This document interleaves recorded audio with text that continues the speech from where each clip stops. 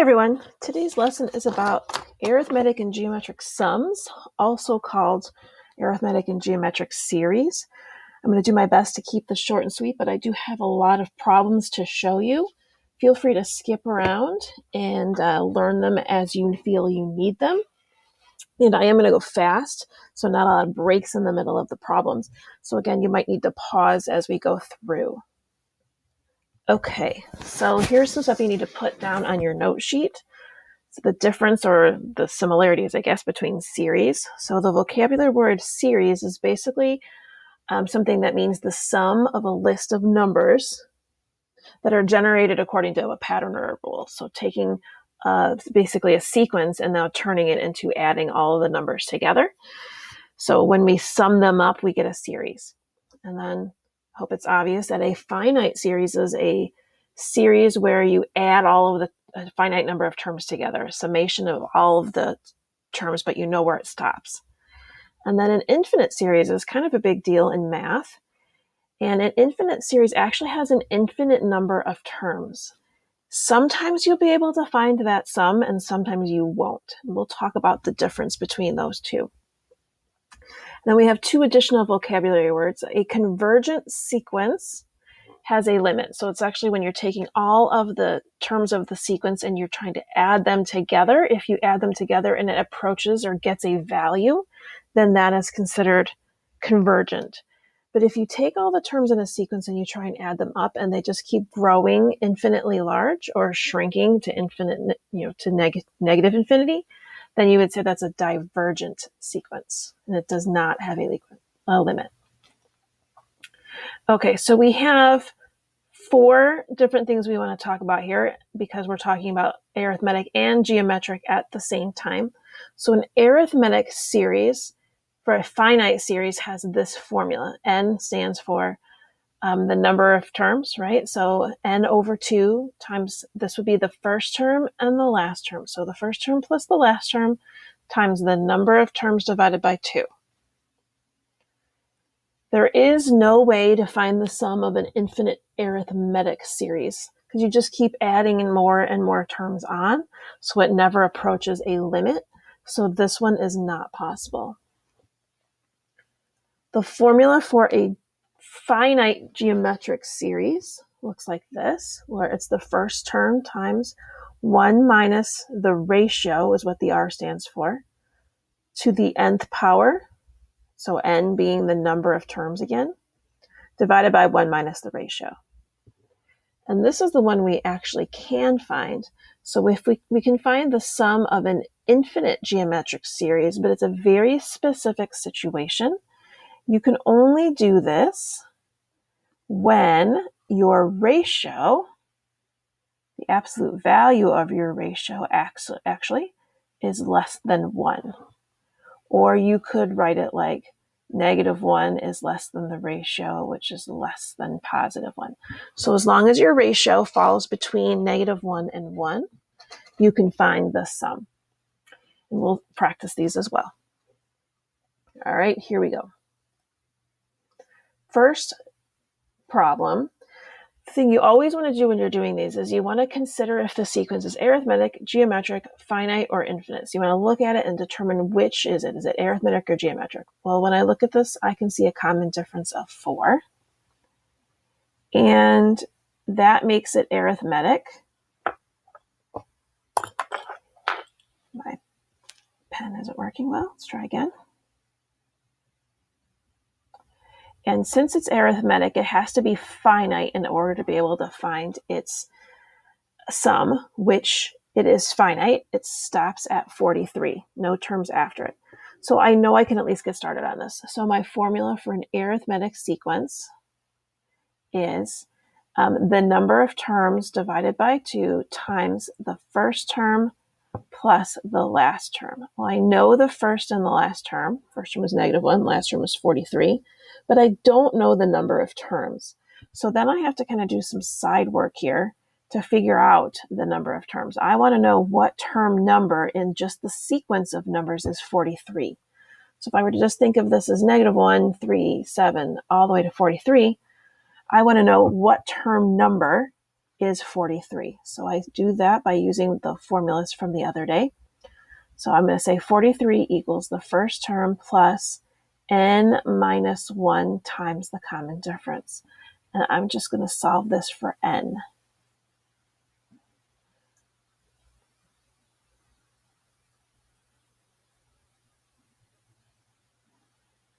So this tells me that there are 12 terms in this series. So I want the 12th sum. So I end up with 6 times 42, which is 252. All right, number 2. So this one, you can tell by the 3 dots there that this is infinite. And the only way I can find the sum of an infinite series is if it's geometric and the ratio is less than 1. So I'm looking to see, is this going up by the same common difference, or is it going up by multiplying by something? So I see if I take 6 times a third, I get 2. And 2 times a third gives me 2/3. So this has a common ratio of 1/3, which is, which makes it not only geometric, but that ratio is less than 1.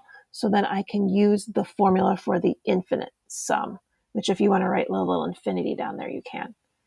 And it's always the first term divided by 1 minus the ratio, which 6 over 2/3 gives me 9. All right, number 3.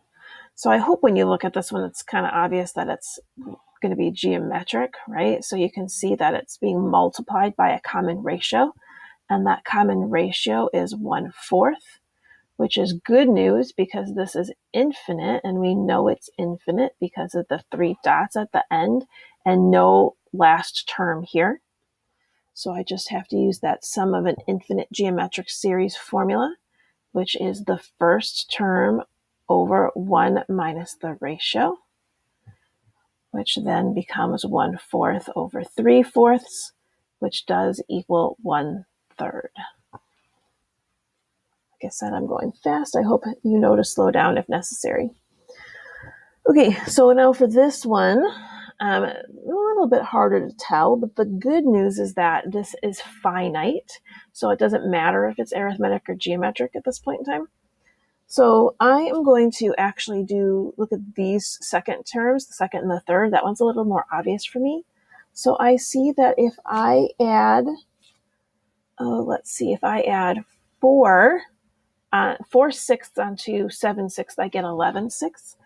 And let's try that. So let me do this. If I do 1/2 plus 4/6, does that give me 7/6? Well, that's the same as adding on 2/3. And let me go back.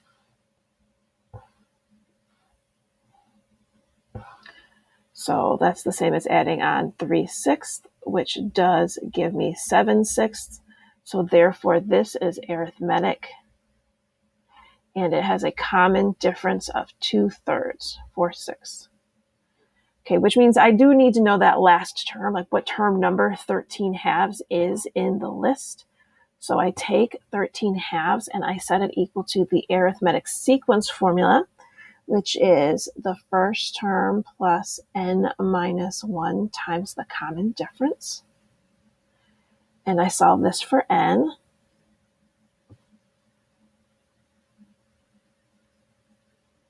And I like to multiply by 3/2 instead of distributing here. So when I do that, I get 9, which means this 13/2 is the 10th term in the list.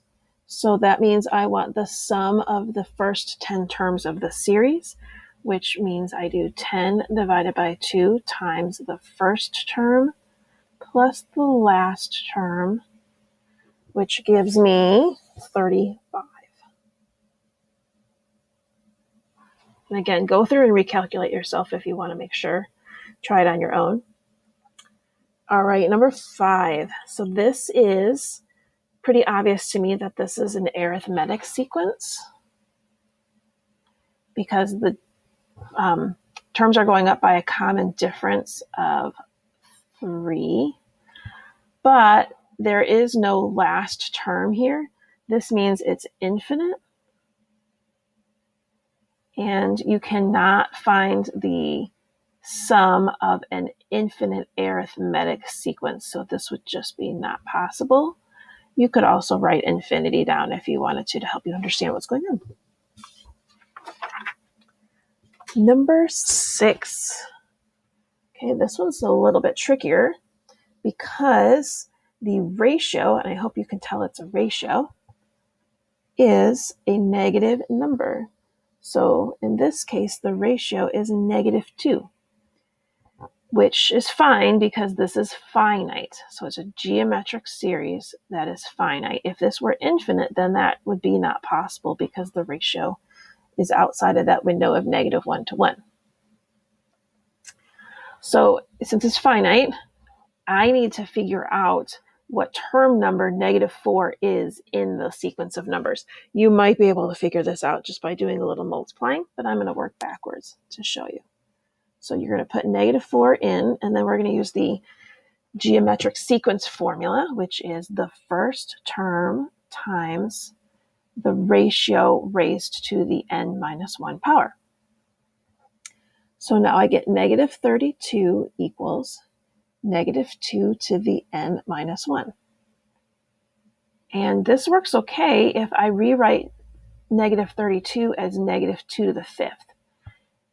Since the answer is negative and 32 has an odd power, it's going to turn out to be a negative answer here. So this works out fine to do it this way. Okay, so that works fine. So you get, I think I solved it, didn't I, without actually writing that down. There we go. I get n is 6. If you had wanted to, you could literally do, well, the third term is a half. Let me multiply that by -2. So this is the third term. -1 is the fourth term. +2 is the fifth term. And then -4 is the sixth term. So you could multiply. It's not that bad to do it that way. All right, so now I need to find the sum of the first 6 terms of this geometric series, which is the first term times 1 minus the ratio raised to the n power over 1 minus the ratio. So the formula again is the first term times 1 minus the ratio to the n over 1 minus the ratio. And when we simplify this one all the way out, we get -21/8. Number 7. Okay, this is definitely finite. And it's also geometric. The ratio can be found by doing 6 divided by 5 divided by 2, right? So the ratio would be the second term divided by the first term. And that happens to be 3/5. But the interesting thing about this problem is it's actually written out so that you can see the ratio in the problem over there. So the ratio is 3/5. And then don't let yourself get confused by that 15 there. That 15 is part of the formula. So if you remember that when you write the nth term of a geometric sequence, it's the first term times the ratio raised to the n-1. So if I'm getting 15 in this spot, that means that n must have been equal to 16 in our problem. So we're actually doing the sum of the first 16 terms of this geometric sequence. So remember, it's the first term times 1 minus the ratio to the n over 1 minus the ratio. And I've got a lot of parentheses there, I guess. Sorry. This is a decimal. It's not going to work out nicely. It's pretty close to 5. which I'm sure that if I asked you, well, let's do it. It's not on here, but if I asked you to keep this going on forever, so do the sum of the infinite geometric series. So let's say I would say infinite, meaning it's 2 plus 6/5 plus, what was the third term? 18 over 25, dot, dot, dot, going on forever. This would be 2 over 1 minus 3/5. And when you calculate this out,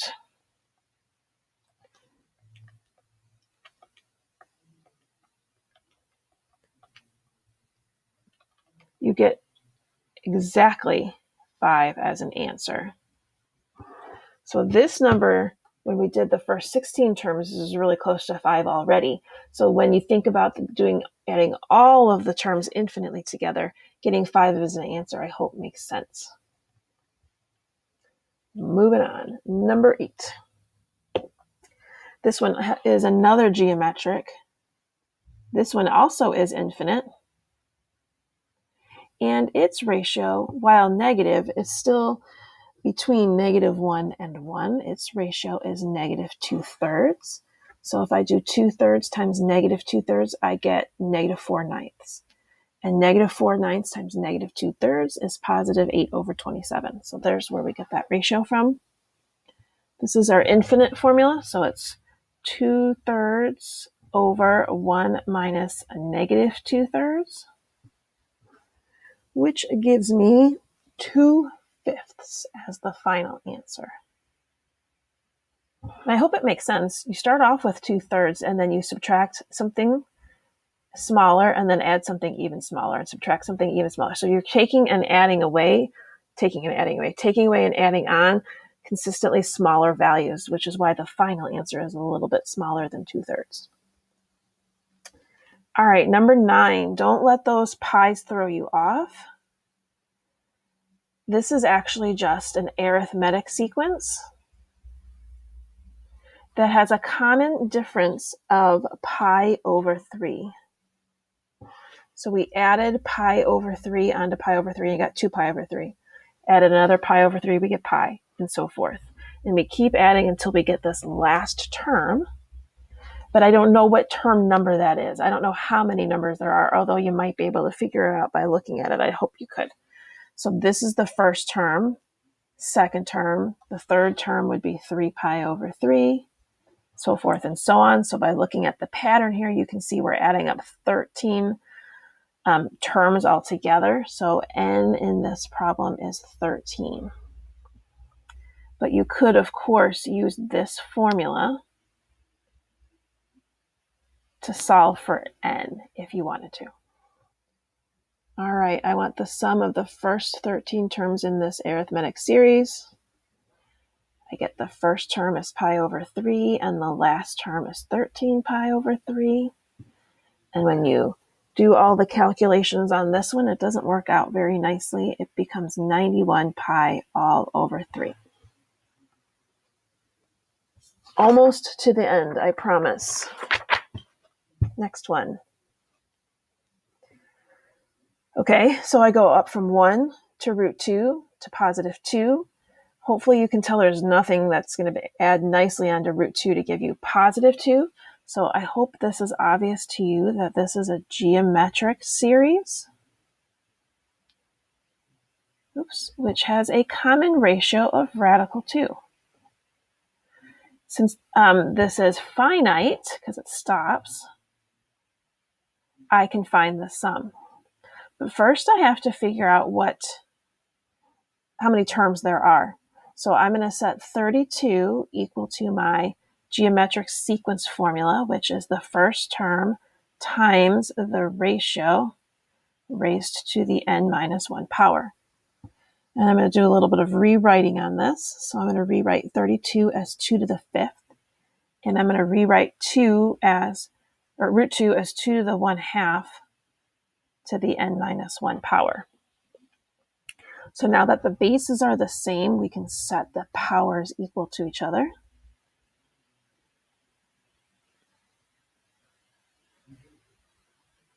So this means that 32 is the 11th term in this series. So then I'm going to find the 11th sum, which then again is the first term times 1 minus the ratio raised to the 11th power over 1 minus the ratio. This is not going to work out nice purely because we're working with a radical. So this works out to be 106.841. And remember, we round to 3 decimal places in this class. Okay, number 11 says find the sum of the first 50 terms in an arithmetic sequence that has a first term of a -8 and a common difference of 3. Okay, so the 50 terms goes here, divided by 2. First term goes here. We're just missing the 50th term. That's what goes in that last spot as a sub 50. So I need to find that.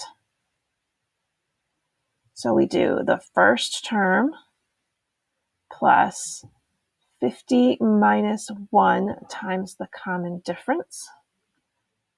So 49 times 3 plus a -8 is 139. And that number is what goes into my formula.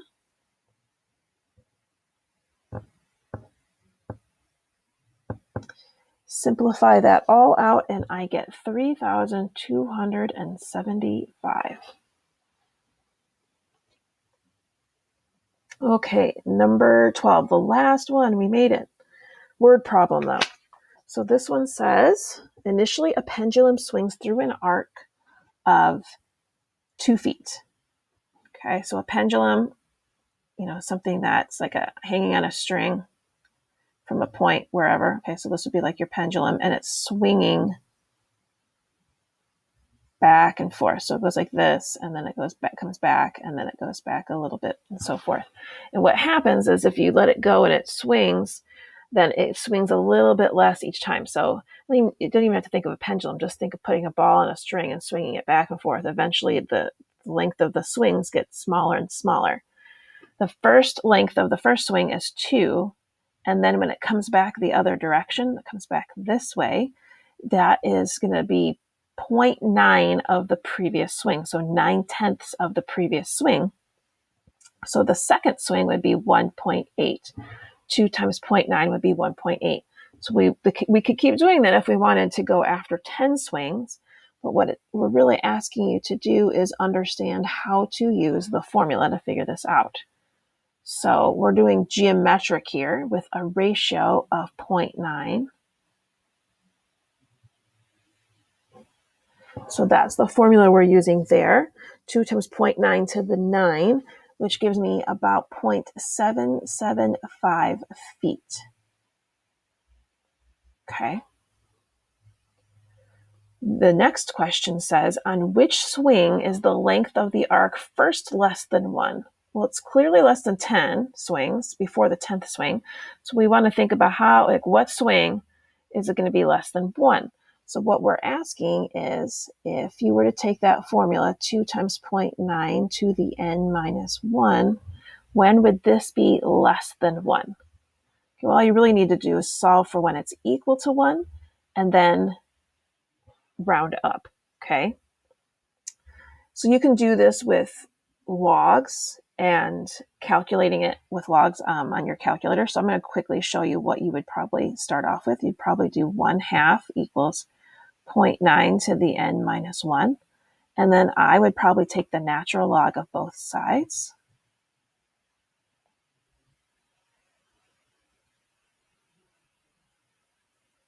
And then I would probably pull the n minus 1 out front. Notice I didn't give a lot of writing space here. That is because I would really rather you did this on your calculator. So I'm going to show you in just a second. So then you're going to divide by 0.9. So natural log of 1/2 divided by natural log of 0.9. I don't even know what that is.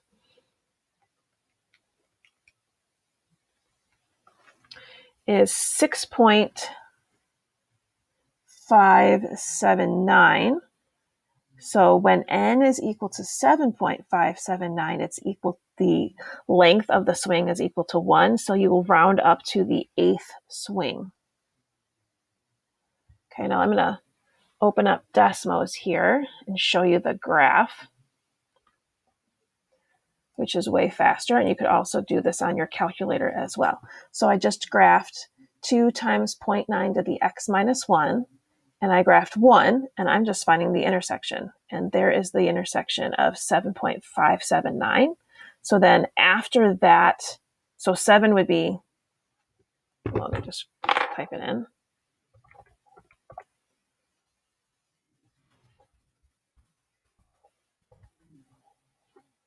Okay, so there's your f of 7 right there. So it's a little bit larger than 1. So then you have to go all the way to the 8th swing to make that work. Okay. Hope that makes sense. Next part says, after 15 swings, what total length will the pendulum have swung? So we actually want the sum of the first 15 swings.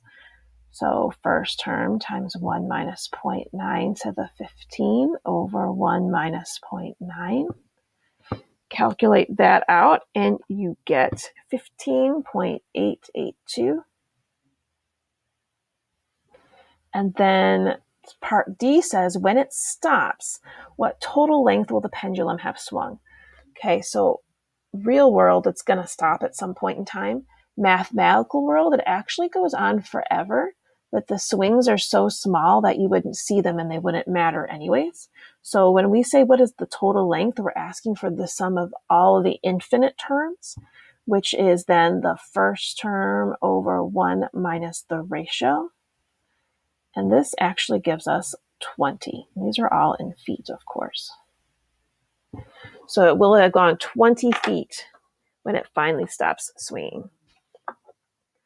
All right, remember, if you have questions, to put them on the question and answer document, and we'll see you soon.